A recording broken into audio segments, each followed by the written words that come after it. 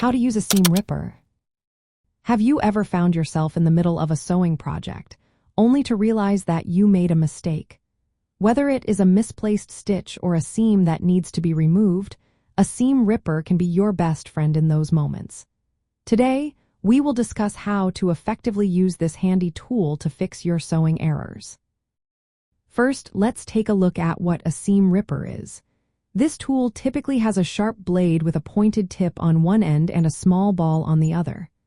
The pointed tip is designed to slip under stitches, while the ball helps prevent damage to the fabric. To begin using a seam ripper, hold the fabric taut in one hand.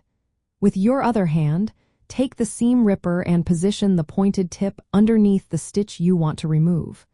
Gently push the pointed end into the fabric until it catches the thread.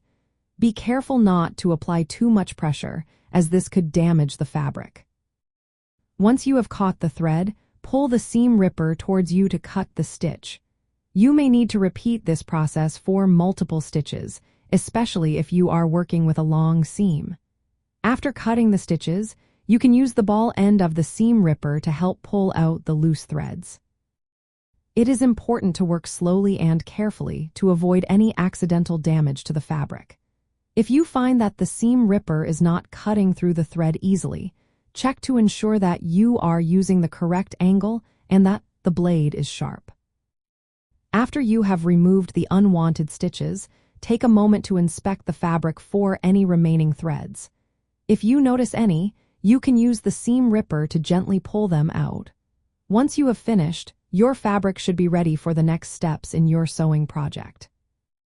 Using a seam ripper may seem simple, but mastering it can save you time and frustration in your sewing endeavors.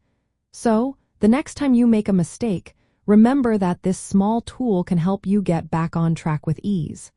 Happy sewing!